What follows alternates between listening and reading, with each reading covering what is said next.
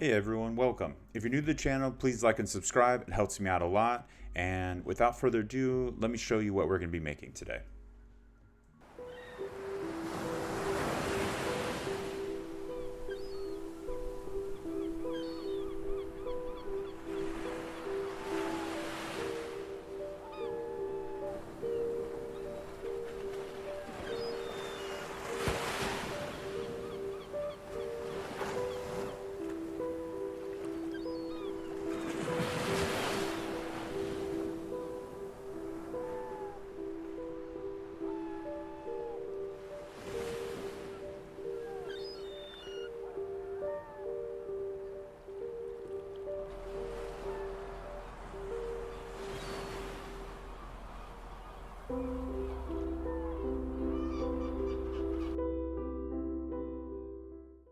Okay, let's get started.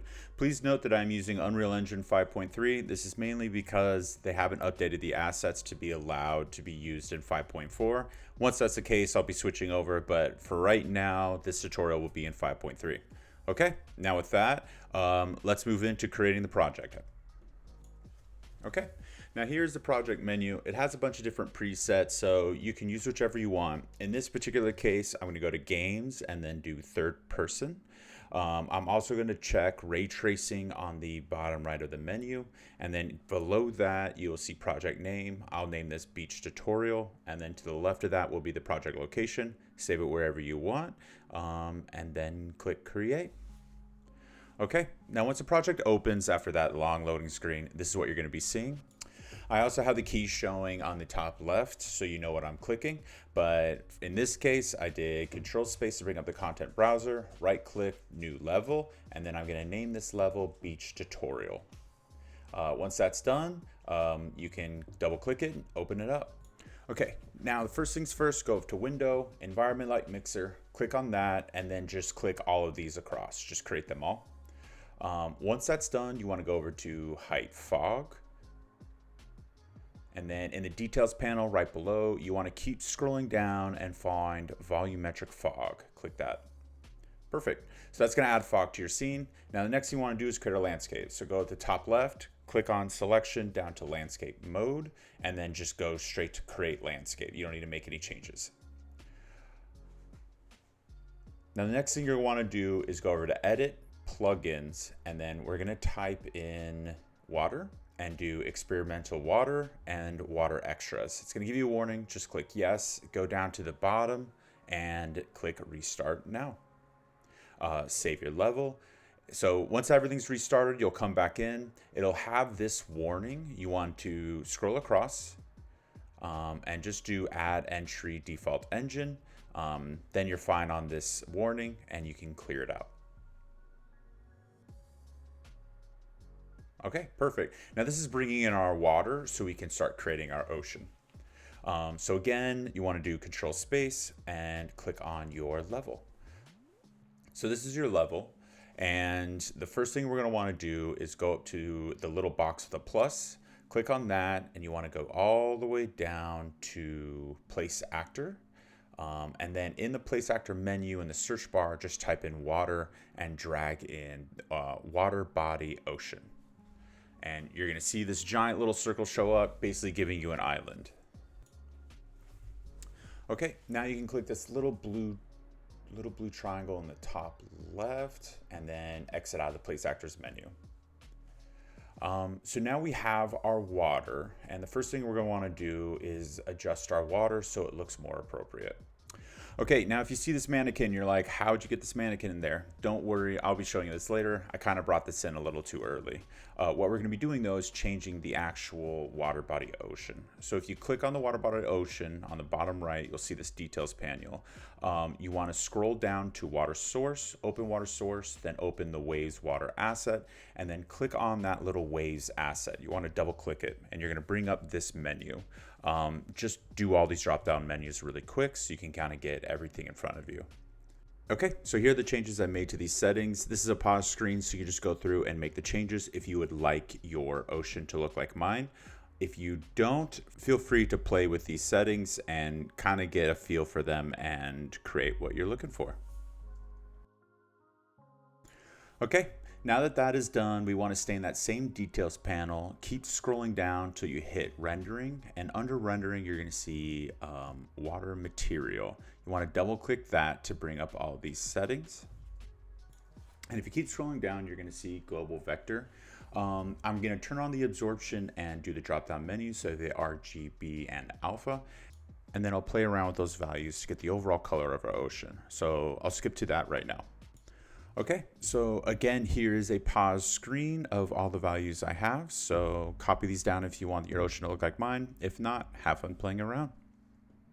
Okay, now the next thing up is going to be moving our island. So for me personally, I think this works better to get some surface area in the corner. So if you actually click these little white squares, you can move the overall island, or I guess landscape, around.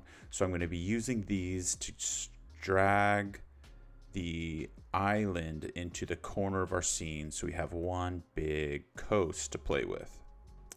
Okay, now we can bring in some assets. So the first thing I'm going to bring in is this Nordic Coast Collections, which you can find in the Epic Games library. So download that in your scene and you're ready to get started. Okay, now to get a size reference, I'm going to go into the content browser, do Control Space, and in the search bar, I'm going to type in mannequin. Make sure you have no filter in place so it pops up, and then you can bring in your mannequin. This is going to help us get a nice size reference for everything we bring in. Now I'm just going to do a little bit of management here. So if you go up to the top right hand corner, you can add a new folder. You can go to edit, rename it. I'm personally going to do world and then bring in all the things that kind of pertain to the general world. And then I'm actually going to bring in another folder and call this cinematics. Okay, now to add our first camera. So if you look at the top left again, you'll see a little box with the plus sign. Go to that, click on it, go to cinematic and add Cinecamera Actor. Now, if you go over to the actor, you can right click it and go down to Pilot Cinecamera Actor. And now as you move your screen around, you will be moving your camera around. So now I'll place the camera in a position that's going to help us block out our scene. Perfect. Now I will just adjust the mannequin and then bring the Cinecamera Actor into the cinematics folder.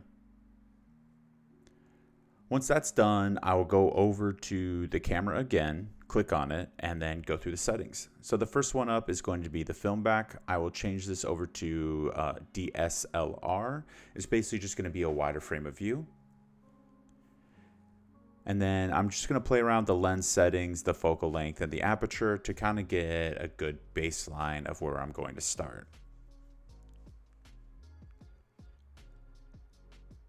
I'm definitely going to bring the current aperture up so everything's going to be nice and in focus in the scene. And then I'll go with the 50mm prime and a 50 focal length. Also, once you click out of piloting your camera, you can always pin the camera scene to the bottom right. So as you're building out your scene, you can see it. Now to bring in the assets. So open up your content browser, filter out for static mesh, and then go to the Megascans folder so you can bring in and view all of your assets you just downloaded from the Epic Marketplace. And the first thing we're going to do is really use all of these assets to block out our scene. So this is going to take a good amount of time, and this is, I would say, the biggest hurdle to get over when creating the scene. So I'm going to be speeding through this, but feel free to watch along and kind of design your scene the way I'm designing mine. And then just one quick tip here, I usually go big to small. It kind of helps with blocking out the scene. So as you see here, I'm using the larger assets to kind of build out like this first wall and get a feel of how I want this to overall look. And then from there, I'll kind of head more granular and more granular.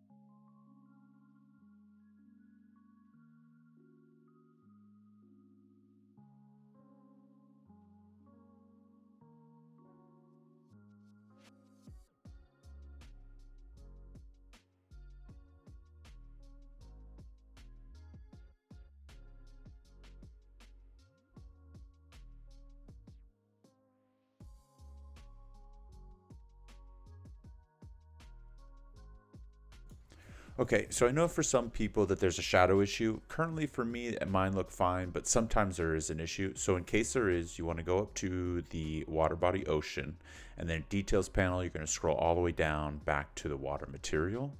And then once you're in the water material, keep scrolling down again until you find anistrophy. And you can bring this up to hopefully help blend the shadows, or you can bring it down. So play around with that number to try and make your shadows look a little more natural. In my case, I'm okay with how it looks, so I'll keep it at 0.9.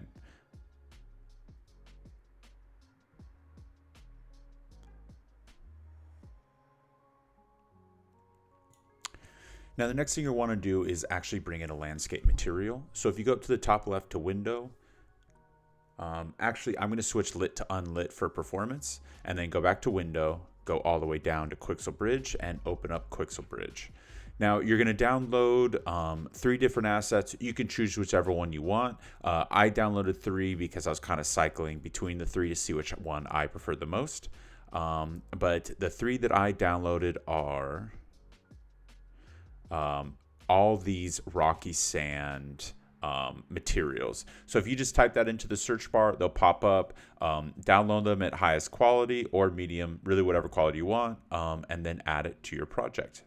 Now that it's added to your project, you can open your content browser and unfilter for static mesh, go for material instance, and then you can go to mega scans and then surfaces, and they should all be there. So now pick the material you like the most, and then go over to your landscape material, and then go to where it says landscape material, and then just click the little arrow sign and your material will be added. So now you have a landscape material. Okay, now that we've added our landscape material, I'm going to keep using the same asset pack to keep building out our scene, because we're going to need a lot of rocks. So keep that going and follow along with this sped up process to try and get the same look that I'm working for.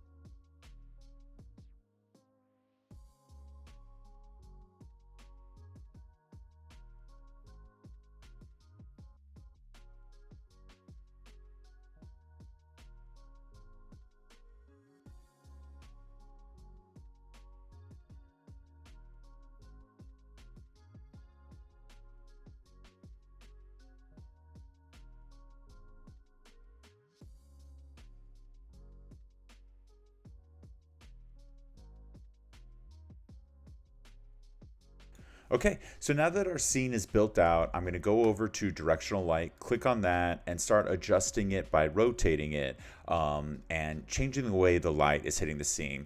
I like to do this kind of at this point in time of the process to kind of help me keep building out the scene. It's really nice to kind of envision how the light is going to work and then build your scene around that look. So I'm going to adjust the lighting here, and then I'll click back on directional light. You can change the intensity of the overall light if you want it to be a little less dark or a little brighter.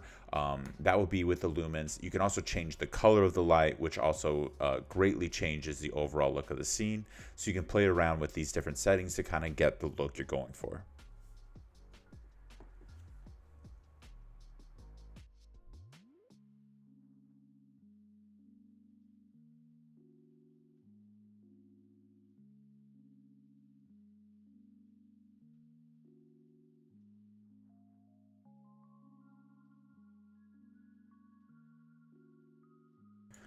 Once I have that set, I'm going to go down to environmental height fog, and then here you can change the actual fog. So earlier we already turned on volumetric fog. You can increase or decrease the volumetric fog, and then you can also go up to fog density and change that as well. So if you're looking for more of a dusk look, you can get that effect using fog. So again, play around with these settings and kind of get the overall look you're going for.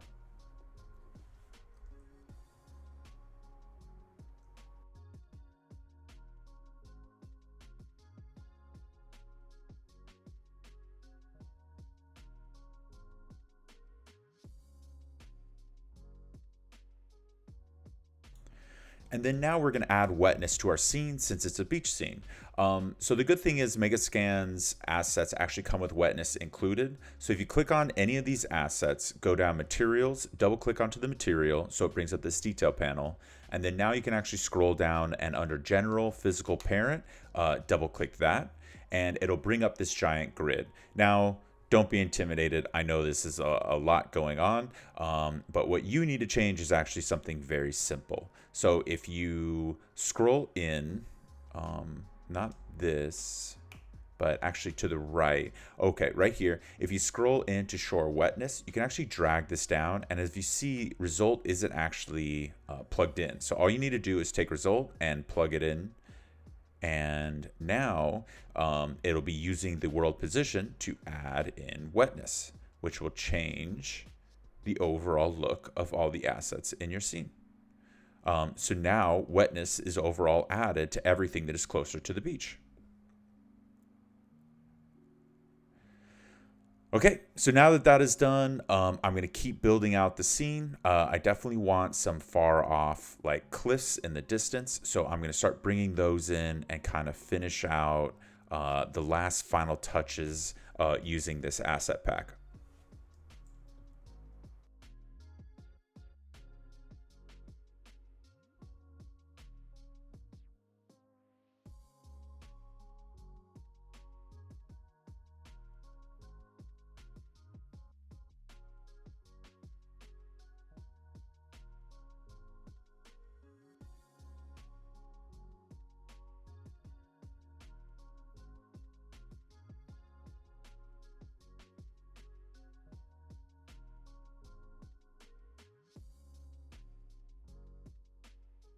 Okay, now that that is done, there's one glaring issue, which is our landscape doesn't look wet. So I'm going to click on our landscape and go down to the landscape material, double click on that, and open up the details panel. Okay, so now the details panels open up, I am actually going to turn on the max roughness and min roughness and bring down the max to 0. Because if something doesn't look rough, it innately looks a little more wet. And then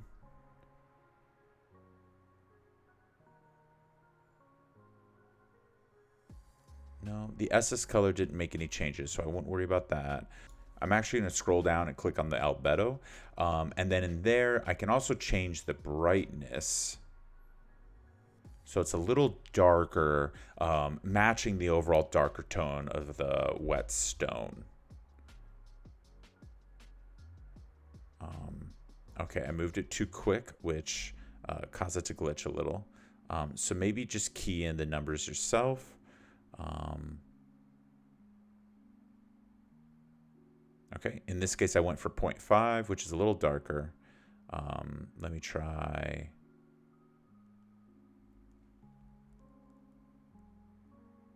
0.5. Oh, I tried 1. Now here's 0.5. And then if you actually go over to save, you can see it looks pretty crazy here on the scene. But if you actually scroll in, it looks darker. And because the roughness is lower, it's actually shiny like the rest of the wet stone.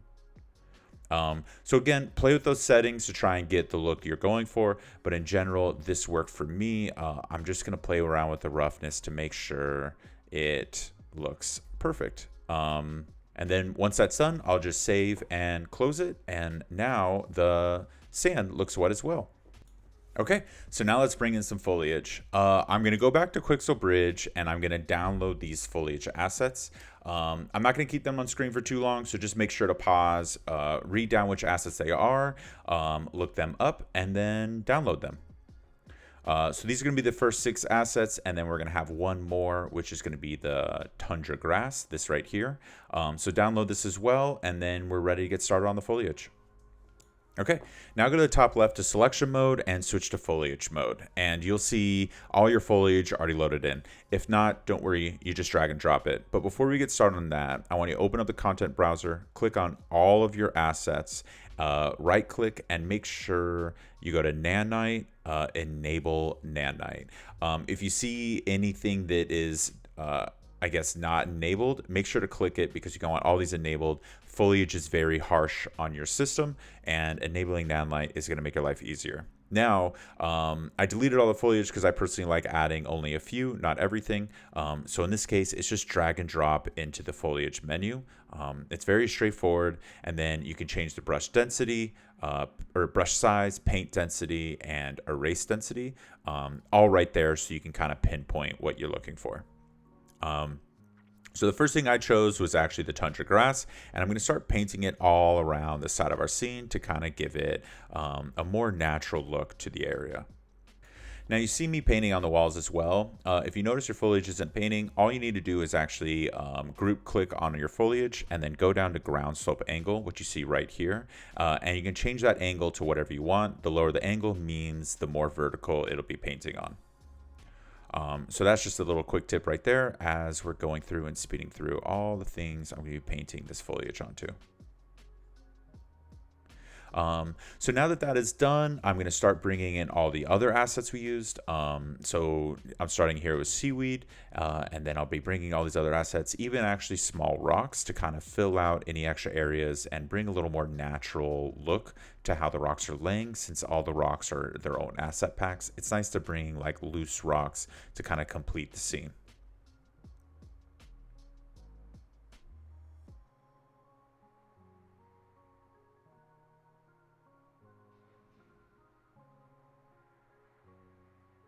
Also, if you're ever in a position where you want to delete or erase some of your foliage, you can always shift click or alt click. I'm not actually sure off the top of my head which one it is, but play around, and that will delete everything. Also, if something is checked, that means it will be painted. If it is unchecked, that means it won't be painted. Again, this menu is very user-friendly, so I'm not going to spend too much time going into it. Just show you guys how I'm kind of working through it and let you see kind of the key bindings I'm using to help you out.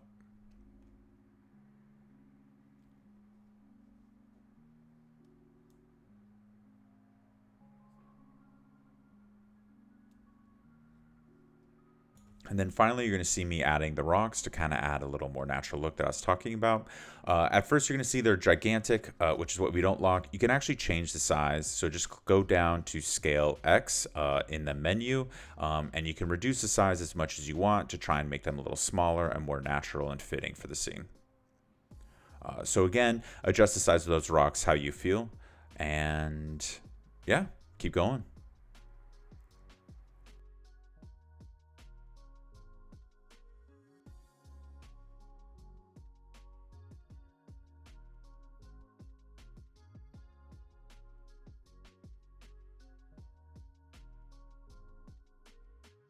Okay, so now for some more finishing assets, I'm going to bring in the boat. So this is on Sketchfab. I'll have a link below in the description, as well as the credits to use it. So this is completely free.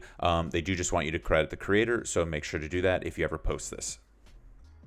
So now, if you want to get started, you want to download the object, bring it in wherever you want, and then just make sure you bring out the unzipped folder. So once it's unzipped, you can make a new folder. Just right click and go create new folder, and I'll just name this boat. Double click on boat, and then once I'm in there, I can actually go to the root file and go over to source, go to the boat, and these are going to be all your assets. I'm just going to drag and drop them in, and then all you have to do is just click import how it is, and those will be your assets. As you can see, there's one more still importing, so just wait for that.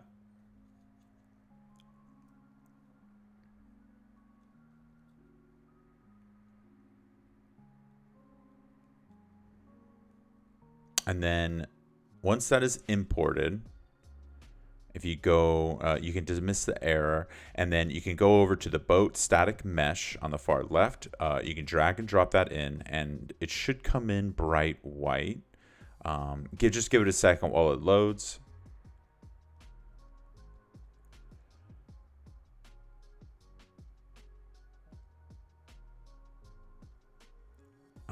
And mine came in very small. If yours does the same, just enlarge it, and here you are. You have your boat. In this particular case, it is on a giant platform, which does make it a little limiting, but I'm actually going to bury this a little under. You can also drag and drop the material onto it if you feel it is not representing of it correctly. So I'm going to just tilt this a little down and sink it into my scene, and then try and cover up that platform and have it look a little more, I guess, buried in our scene. And there you go. Now you have a boat.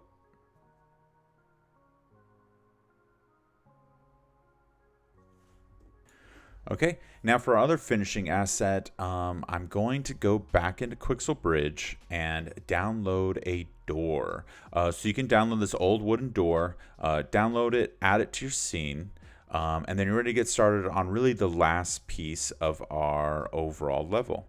So I'm going to drag in or bring in the actual door and bring it back to this little corner of this asset I used to kind of create a little cave back here.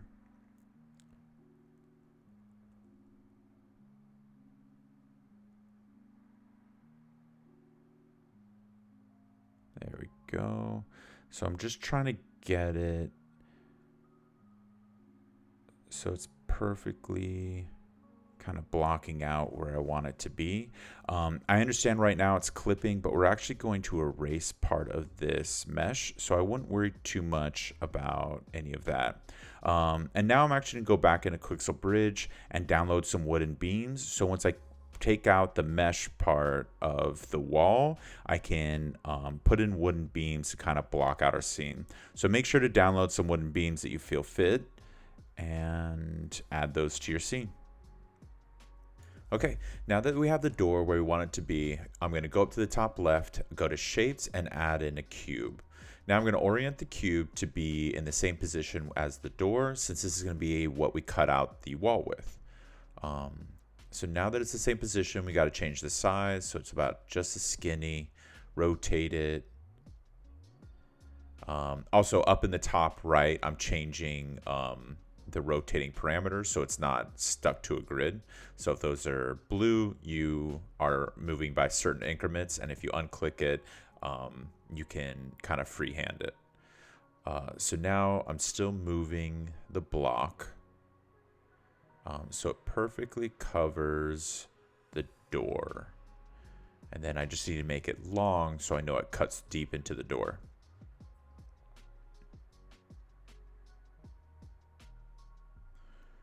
Okay, that looks like it'll work. So now I'm going to go up to the top left to selection and switch it over to modeling mode. Now I'm going to click on the box and the material or the static mesh that I'm going to be cutting out. Go to modeling mode and then click on Boolean. So that way we enter Boolean or mesh Boolean. And then it'll either be difference of A and B or B and A to basically cut the hole into the static mesh by using our block. So for my case, it's B and A. And then I'm going to go down to the bottom and click accept. This usually takes a while for your system to kind of, I don't know, do the math and load it. So understand that if you're kind of freeze for a little bit, it's normal. But once that's done, we'll now have a hole.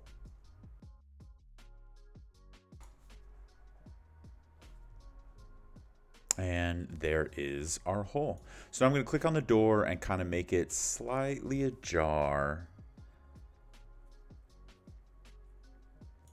And then now I can really just go about this by using the wooden beams to kind of design the frame. So I'll speed this up, but in general, I'm really just changing size, rotation, and moving these beams around to fill out the frame.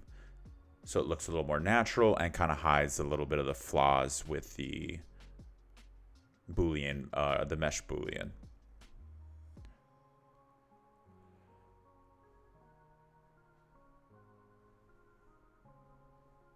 The next thing I'm actually going to do is bring in some extra cubes. So again, up in the top left, I can go to shapes and add in some cubes. And I'm going to design those to be kind of just long, flat rectangles. That way I can put 4 walls to this inner room. And then I'll create a material to basically black it out. So what you're seeing right now is me bringing in the actual cubes. And then I'll make them small, long, and just fill out this room so we can not, I guess, show like this broken background. So now we have 4 walls in our room. Also, there's small issues with this because of the cut. If you have this, you can either restart and make it larger. In my case, I kind of just move the door around to fit a little more appropriately with the hole that we made in our scene.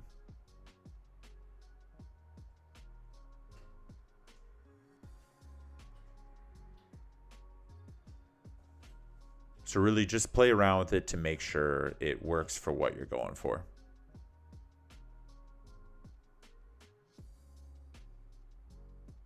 And to fill out your scene to block any white pieces from the mesh Boolean.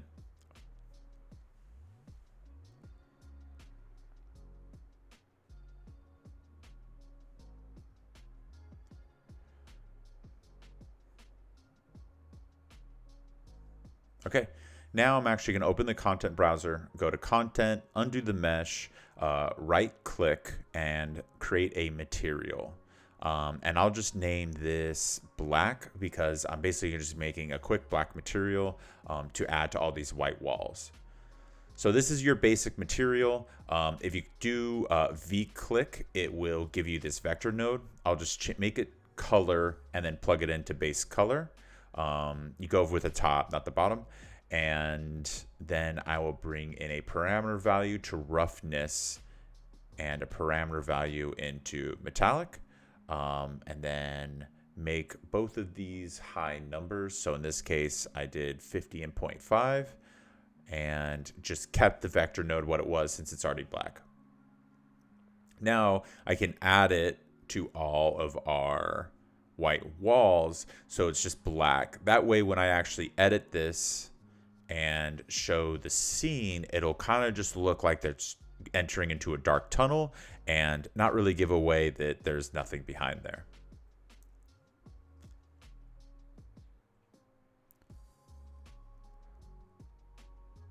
Perfect. And now you have a dark room made in the corner of your little mountain. Now I'm going to go to the top left, click on the box, go down to lights, and add in a point light. This way we have some light in our scene since it's a little too dark in this corner to really even see what the door is. So when you add the cinematic, the light kind of helps. So I'll just reorient this so it's kind of in the top right hand corner. And then as you can see, it's obviously too bright. So I'll bring it down to maybe 0.2. It's a little too bright still.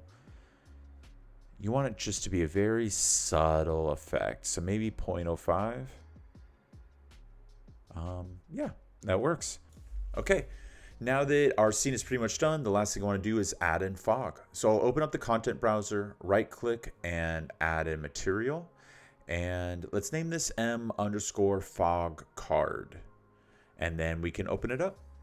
Once it's opened up, the first thing you want to do is actually go over to blend mode and change it over to translucent, and then you're ready to go. So I'm going to right click and do radial gradient and do exponential. This is going to be very important, and then we can drag it and connect it over to base color. Now the next thing is right click and do depth fade. And then do S-click to get parameter nodes. And then I'll name the top one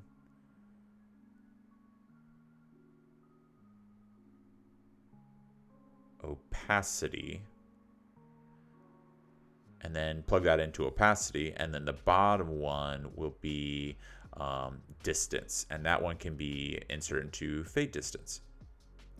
And I'll just do one for both. Now the next thing is going to be an M-click to get a multiply node. And then you can bring down the radial gradient exponential into multiply as well. And then add that into a multiply. And then plug that final multiply into opacity. And then the next thing we can do is actually go into the content browser. Click on engine, and inside engine just type in noise. And there'll be a bunch of noise cards. You want to use tiling noise number 5. And then plug that one into the multiply node. And then the last bit here is right click and add in a panner, bring that up into the UVs, and then we can actually S click to get another parameter node. Bring that one into speed, and you can rename this speed.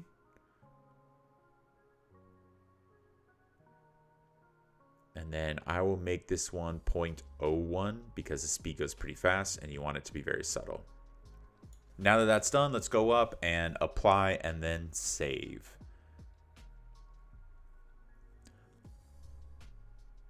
Okay, now that we have our material, we want to go find it. So enter back in the content browser, delete anything that's kind of impeding you.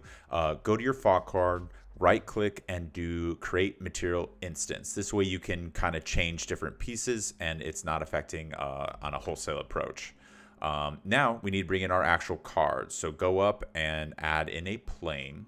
And then I'm going to bring these planes out into the distance. So they're next to like the different, I guess, I don't know, cliffs out at sea. And that's where I'll put my fog. So make them larger. And then actually, if you shift click while you're moving it, the camera will move with it. If anyone's curious how I just did that. I'll pin the camera again so I can kind of design this with the camera in mind. Unfortunately, this particular cliff isn't in the starter camera, but it's fine. And then I'll keep adding these different fog cards, but now if you just bring the instance onto that plane, you'll see exactly what I'm talking about when it comes to the fog you just created.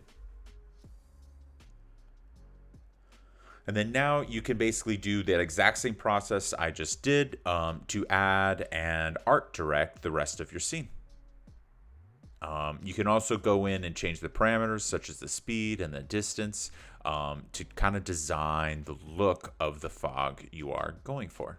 So make sure to go in there and play around so you can get the overall look and feel that you want.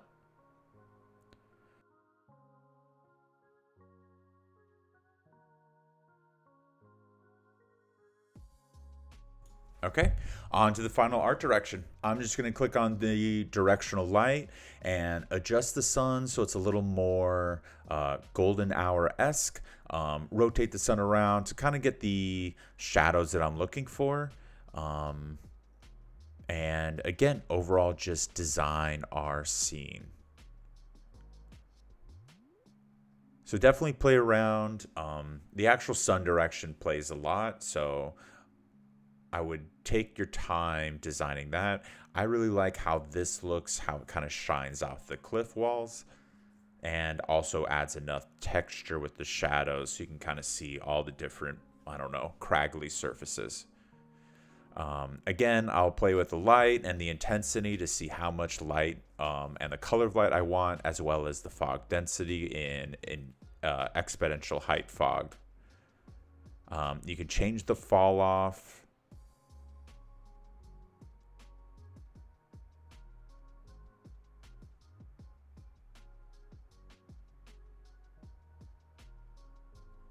And then you can also change the scattering distance, which greatly changes how the fog looks. Also, everyone always tells you to keep volumetric fog on. You can always turn it off to see how it works. It's really just personal preference. I see a lot of tutorials where people like mandate volumetric fog or always tell you to turn it on immediately. I do think it is cool and it is fun to play around with, but in general, it is not a must-have in every scene, and you can kind of change things around. Okay, and with those final changes, our scene is done. So I hope you guys like this tutorial. If you're curious what I'm doing right now, if you just click play, you will enter third person. You can run around your scene and have some fun. But again, I hope you like the tutorial. Please like and subscribe. Feel free to leave a comment on anything you want to learn in the future, or anything or any questions on this particular scene. See you on the next one.